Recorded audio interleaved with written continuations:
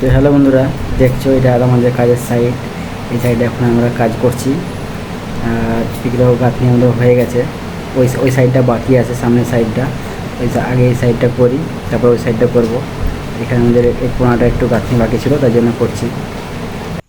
তো এখন আমাদের ইটের গাড়ি চলে এসছে। আর ইটের গাড়ি এসে সামান্য একটু চাকাটা বসে গেছে। সামান্য একটু চাকাটা বসেছে, তাই আর গাড়িটা উঠাতে পারছে না।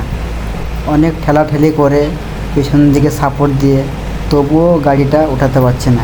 অনেক চেষ্টা করেছি, কিন্তু ড্রাইভারটা ভালো না কি গাড়ির ইঞ্জিনটা ভালো না বুঝে উঠতে পারছি না। অনেক চেষ্টা করার পরে যখন গাড়িটা উঠলো না, তখন আর সহ্য হলো না। প্রথম দিনও এসে গাড়িটাকে বসিয়ে দিয়েছিল, কোনো রকম করে গাড়িটাকে তুলে নিয়ে গিয়েছিলাম। আজকেও এসে আজকেও গাড়িটা বসিয়ে দিল। যদিও গাড়িটা অনেকটা খালি করে দিয়েছি, তারপরেও গাড়িটা আর উঠলো না। তখন আর কী করবো, সম্পূর্ণ এখানেই ঢেলে নেওয়ার সিদ্ধান্ত নিলাম। এরকম শুকনো বিপদে তোমরা কে কে পড়েছে অবশ্যই জানাবে।